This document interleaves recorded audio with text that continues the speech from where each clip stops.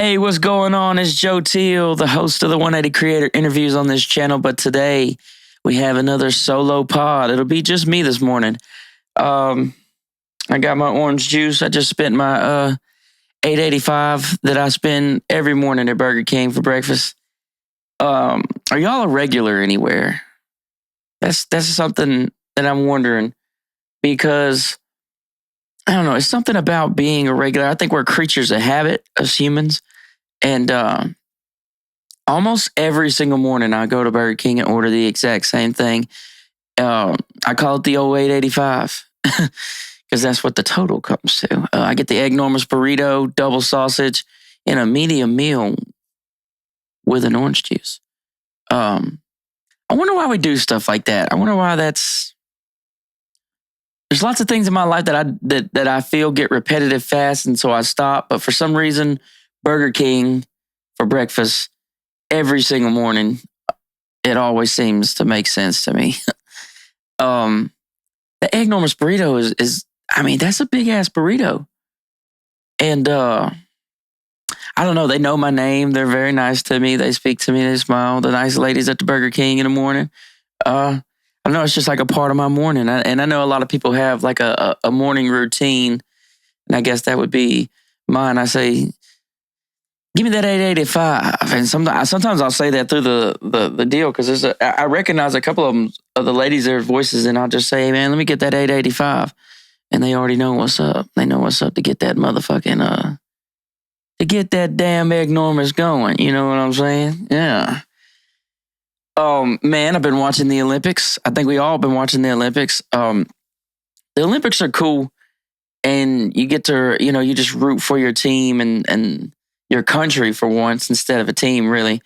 And man, do y'all get on there and yell USA at the TV? Like, I cannot watch any Olympic event with USA with some Americans in it and not just yell at the top of my lungs, USA, USA, going crazy in there.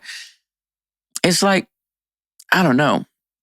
Because right now I'm like on a break from like political thinking, because it's just stressed me out, and it was, I don't know, it just wasn't doing good for me.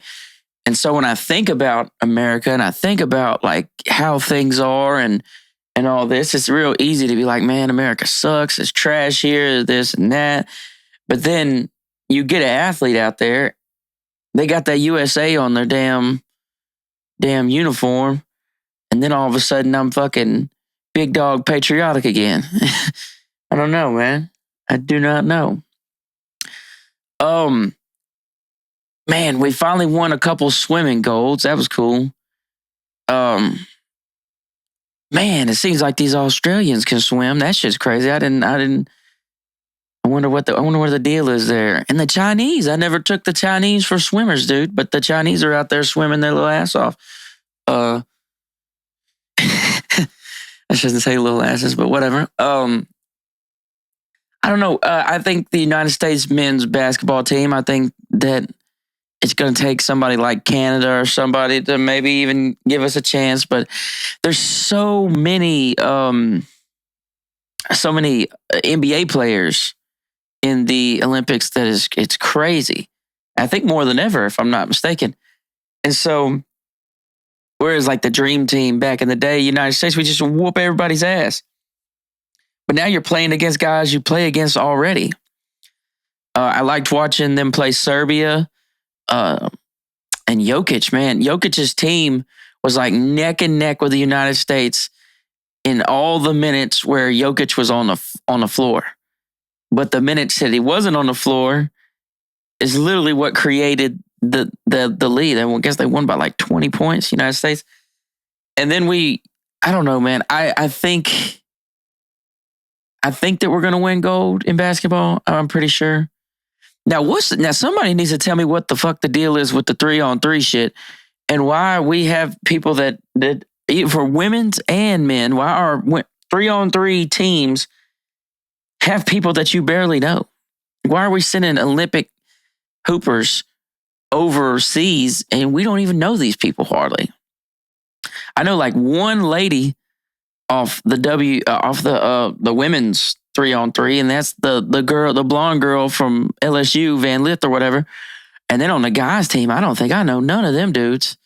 It's like with all the crazy NBA players and the NBA's the top of the world and all this shit. And then when it comes to 3-on-3, we just got random guys, random fucking dudes overseas. It don't make no sense. But the women's basketball, the WNBA players are over there. I think they're at 58 straight wins in a row. That is insane. 58 straight wins, Olympic wins.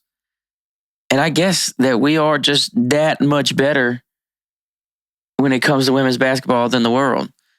But like there's not that many WNBA players in the Olympics besides our players that we sent. So, and that's why I think that, Michael Jordan and all them, they wasn't playing this type of talent in these different countries. Our men's team has got it harder than ever because there's so many good teams. But man, it's fun. The Olympics is fun. Watching some of these sports is hilarious. Like badminton, that shit is crazy. It's like you make fun of it and be like, oh, badminton, that's not a sport, blah, blah, blah. But then you see these guys hitting this fucking badminton, and that shit is wild. What's another wild one? It's fun watching the ping pong one. Tell me why our girls, the American girls, won gold against China, and every single girl on our United States freaking ping pong team is Asian. Golly, that's wild. We really pulled the old switcheroo on their ass. But no, the Olympics has been cool. Like I said, I watched a lot of the swimming stuff. The 1,500 meter, holy fuck. Golly, what is that? 100 meters is down and back. So 30 across. Goodness gracious. 15 down and backs. Goodness, goddamn gracious, boy, I would die. I'm not a very good swimmer. I can swim, but I'm not a swimmer like that. You know what I mean? Well, I'm obviously not an Olympic swimmer, but like if you put me in an Olympic-sized pool, I don't know. I ain't sure that I could swim 100 meters, to be honest. Man, when we went, we were on a cruise and we went to, I think it was like Honduras or some shit. And we did this excursion and they took us to this, we get on this ferry and we go to this little island. And the island might be, it's smaller square foot than a football field itself. The whole island was. And we were supposed to go snorkeling around this little island because it had this big old reef around it. And this guy gets up there and he's the snorkeling guide or whatever. And he's like, well, we're going to divide you into groups. And he's like, we've got advanced, medium, and beginner. I'm thinking, okay, I've done this before. I've snorkeled. I wouldn't say I'm advanced, but I'm probably medium. I'm not a beginner. I've done it before. And so I raised my hand for medium, and Luke, my friend Luke, and Whitney, my wife, are sitting there, and they're like, hell no, you're doing advanced. And I remember panicking, like thinking, damn. Like, I was like, dude, are you sure we're advanced? It turns out that advanced was not that advanced. And we just went at the front of the group and all that shit. But I do remember that moment where I was like peer pressured into possibly drowning because I was like, you know what? They said we should do advanced. I'm going to do advanced. I'm not finna be a bitch. They're not finna talk to me like that.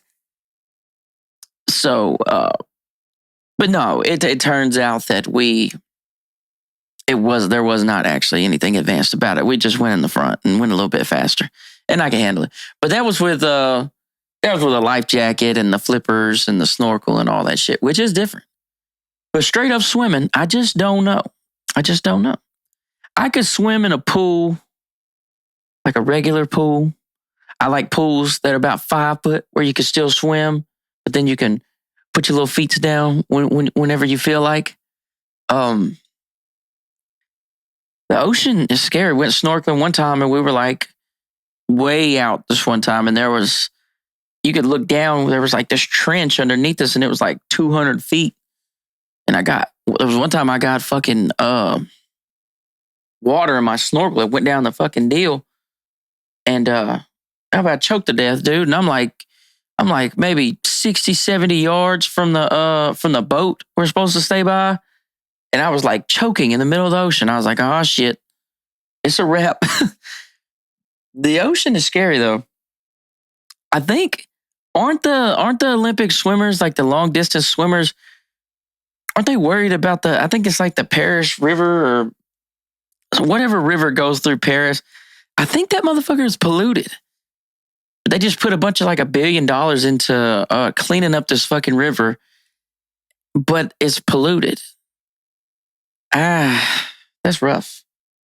Would you swim through an Olympic? If you trained at least 4 years, but really your whole life to do this event, and you found out that in order to win gold, you had to swim through a dirty river, would you do it? That's something to think about. We here in Texarkana swim through Wright Patman all the time, so we ain't worried about it. We already dealing with amoebas and motherfucking brown water. For anybody out of town listening, our lake here is nasty. It's dirty. It's filthy. Whew. But that's never stopped us from getting in there.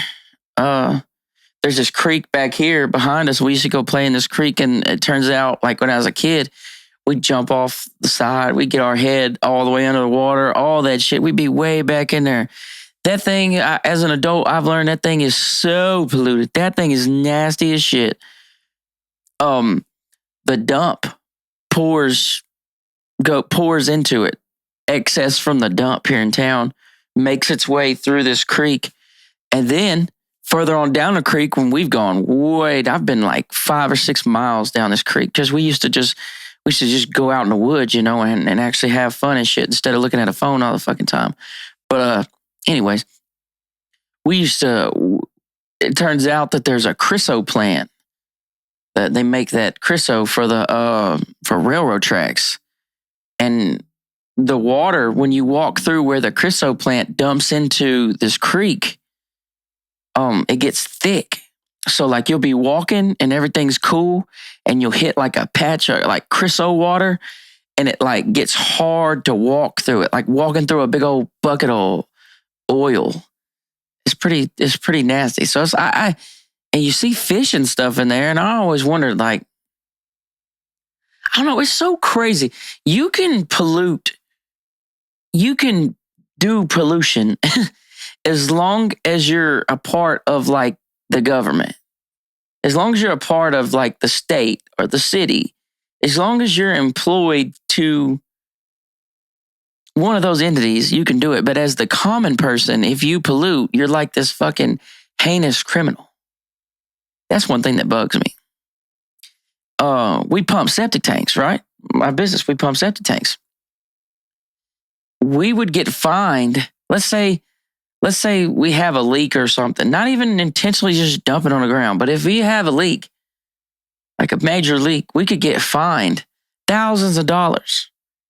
But if you go to Texarkana Water Utilities, the water treatment plant, and where we dump the shit at when we go pump a septic tank, they have these pumps. And so first of all, you go in and you back your truck in and you look down this grate, and you can see it's like, I think it's 35, 40 feet deep into the ground. So you just look in there.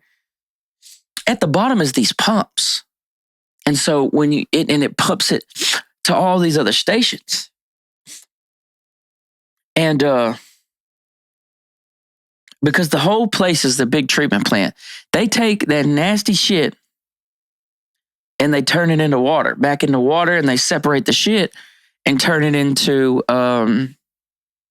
fertilizer. Well, they have these pumps at the bottom, and these pumps sometimes get clogged up. So if the pumps get clogged up, the shit level will keep rising and rising and rising. And once you get maybe 20 feet worth of shit up, they have to open up this main to keep it from overflowing. And they open up the main and it dumps into Days Creek. That is fucking wild. What do you mean? If my truck leaks, I could get a $10,000 fine. But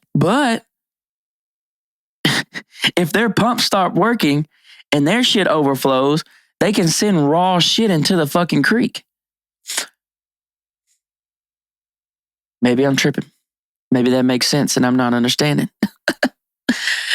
You can do all that shit. It's just like, you know what bugs me? You know what bugs the fuck out of me is when I see police speed or I feel like, and I get that there's moments that they need to speed, but I feel like if you're going to do something that's illegal in a police car, I feel like you need to turn the lights on. Is that fair? I feel like that's fair. Because like all the time I'll see police cars just fly by like, vroom. Okay, well, I thought you're supposed to have your lights on in an emergency, but maybe I'm wrong.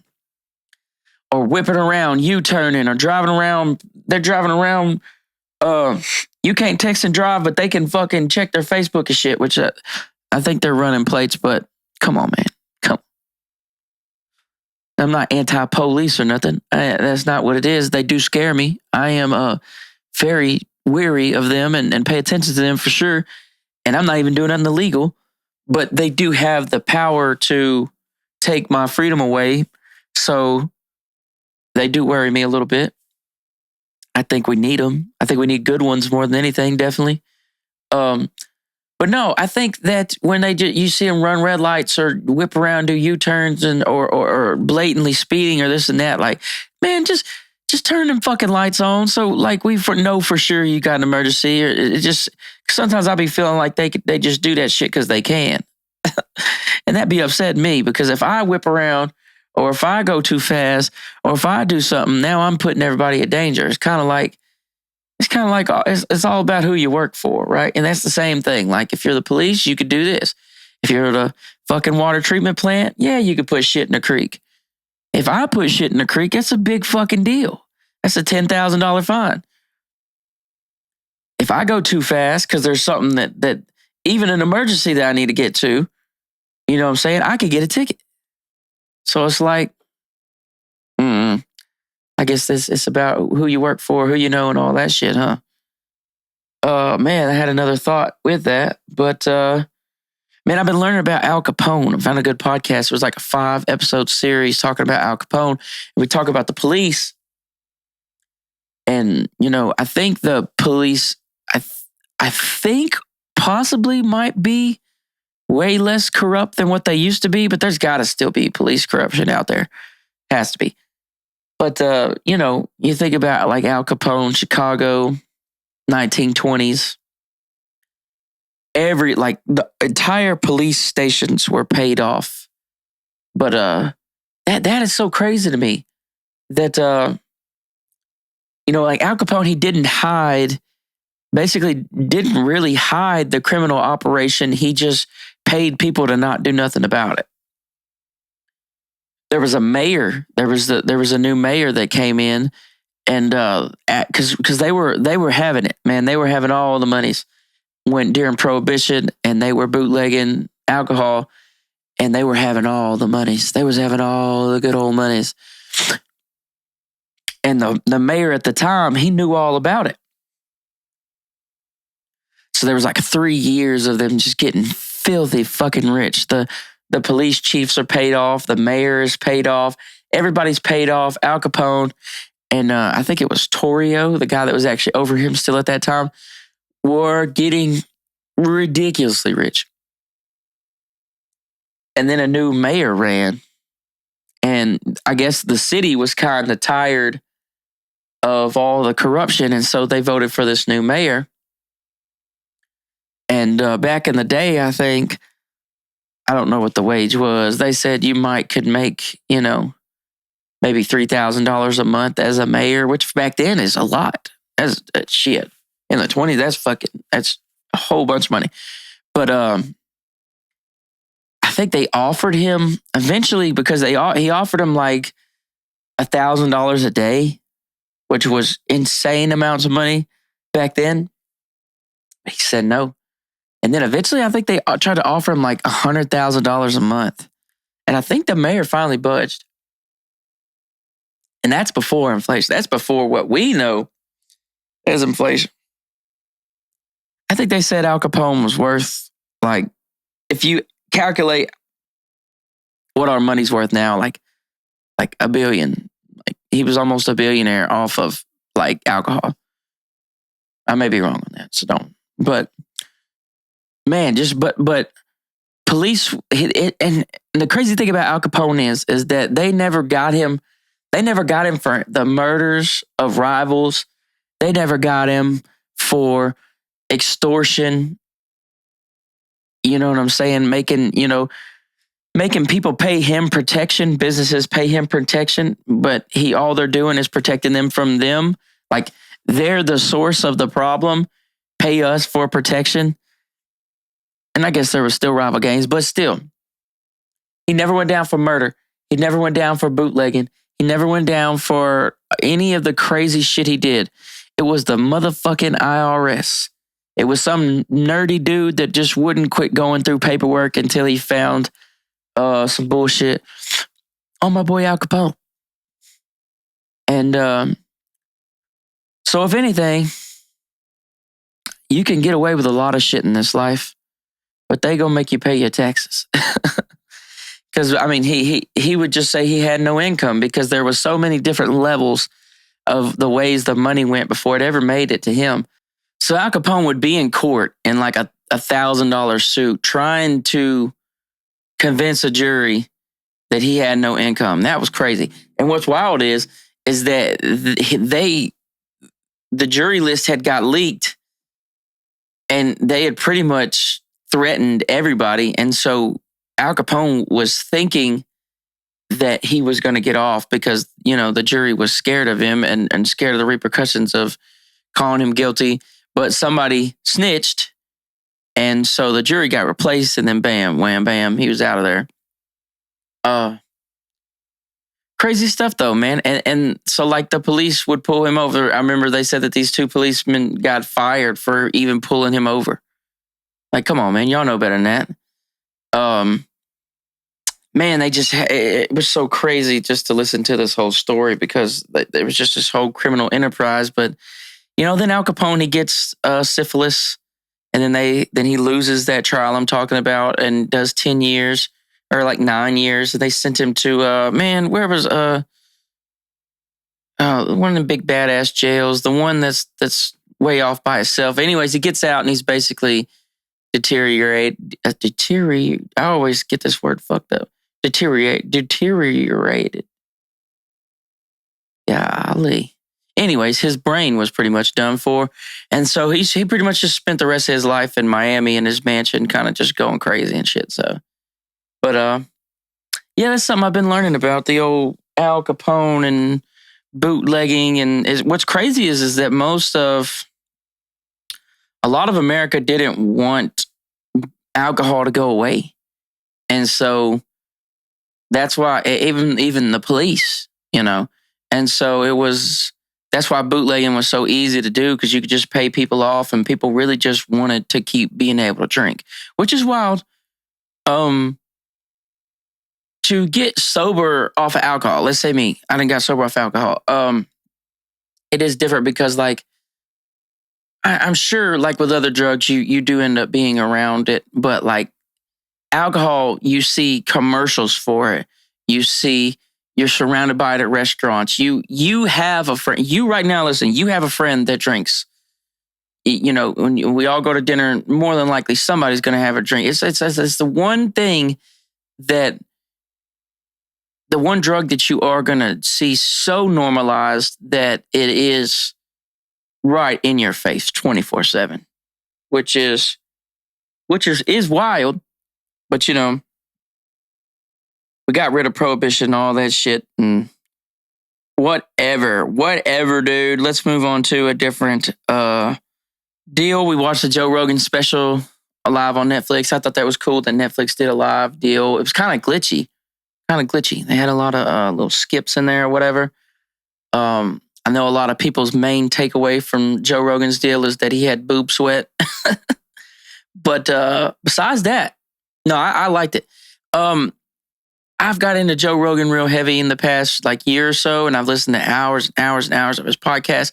And like, if you look at YouTube comments and you look at stuff like that, people are like, "Man, his stand up just isn't really good. He's, the best thing he's got going is the UFC and the podcast and all that stuff." And I didn't watch his other stand up deals, and I've never really seen him do stand up. But no, me and my wife, we laughed our ass off. So maybe Joe Rogan is funny. I was kind of curious. I was coming into it like, man, I've listened to him talk, for ridiculous amounts of hours.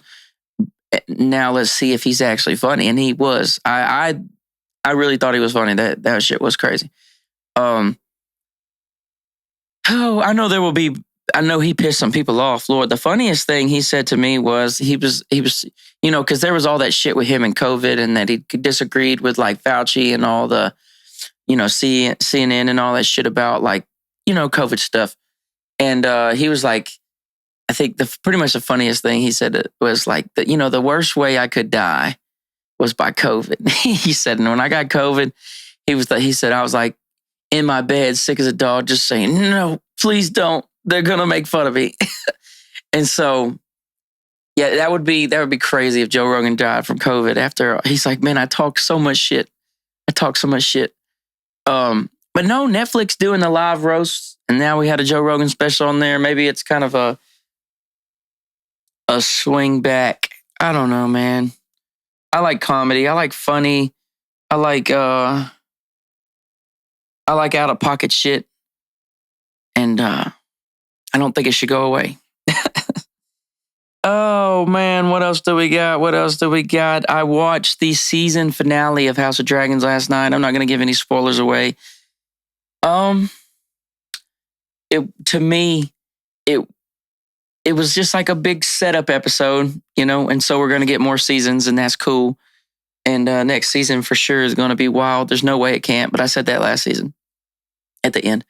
But, it just didn't really feel like a finale, except it is just a big ass cliffhanger, but it didn't have the action you think a finale would have. But anyways, I say this to say, this is my last point this morning. I think that with the internet and with shows being released weekly and all the groups out there and the Twitter and the Facebook groups and all this shit, I think the fans are making it harder for TV shows to actually like be successful now. Because let's say House of Dragon comes out weekly, right? Which Game of Thrones came out weekly too, but still. Every week, every single episode gets overanalyzed, I think. And when we were kids, like, it just didn't seem like it happened like that, I said not when we were kids, but when I was younger and before.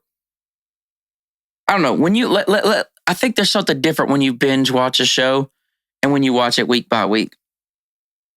A week by week show has got to be incredibly good because, you can't just have a mediocre week by week show. Anytime there's a mediocre show and I'm watching it week by week, I'll just stop watching it and try to avoid spoilers and so I could binge it. But a show's got to be really, I don't know if y'all agree with me, I'm not sure, but a show's got to be really, really, really good for me to watch it week by week. And also spoilers. Like, there's I can't miss it. I have to watch House of Dragons when it comes out. Like, I have to watch it that night. Comes out on Sunday evenings. I have to watch it that night, or some Facebook group I'm in, or some Twitter post will ruin it for me. Same thing with anything Star Wars. Anytime something Star Wars comes out, I have to watch it night by night, or it's going to get ruined. But like, Star Wars is a good example of how the fans not being able to get along affects the show negatively. The Acolyte, Star Wars Acolyte on Disney, I think it got in the upper 80s Rotten Tomato score from the critics. But I think as we've learned in these last few years that the critic score is absolutely useless. Like, tell me what other people like me thought. the audience score for The Acolyte, once it finished, was 17% out of 100. 17% out of 100. Holy crap.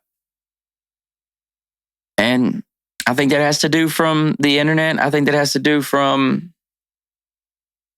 I don't know. There's nothing wrong with reviews, and I think you should review things honestly, and that is an important part of the process. But that being said, I don't know. Like okay, they said okay. So there was posts that said The Acolyte was being review bombed, right? What does that mean?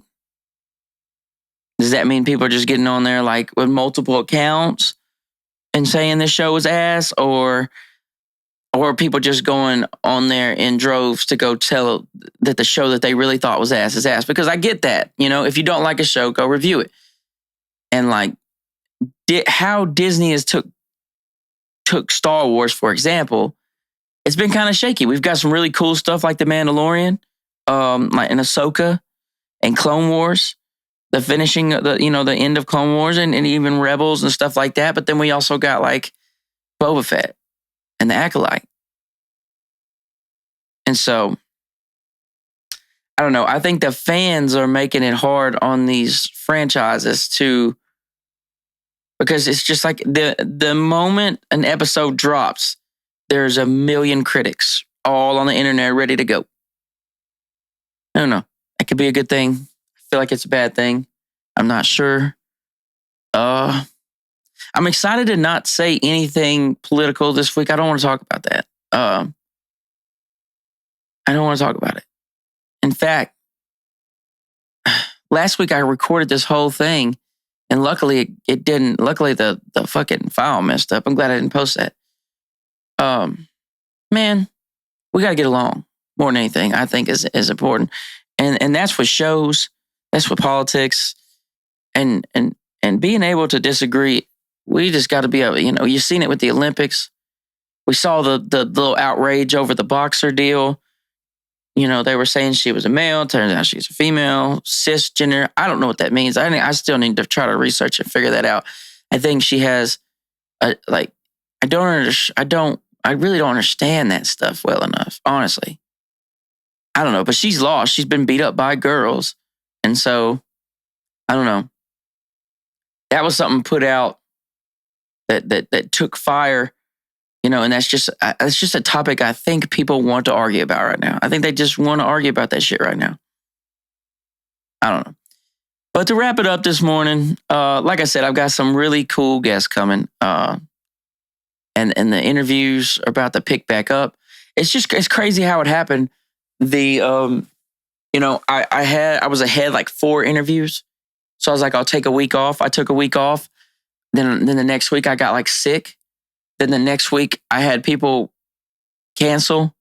And so before long, like on accident, I went like 3 weeks without doing an interview. And so here I am solo podding just to keep the content rolling. But no, I've got some really, really, really cool guests coming, and I'm about to really hit the ground running.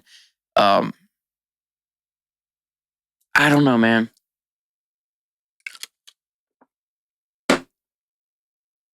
Podcasting takes a lot. It takes a whole lot.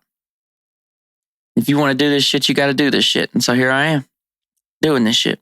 But no, Joe Teel 180, the channel, like, share, subscribe. I'm coming with crazy amounts of content. So y'all bear with me. I appreciate y'all for tapping in. If you listen to the solo pod, you must be a true fan. I appreciate you so much.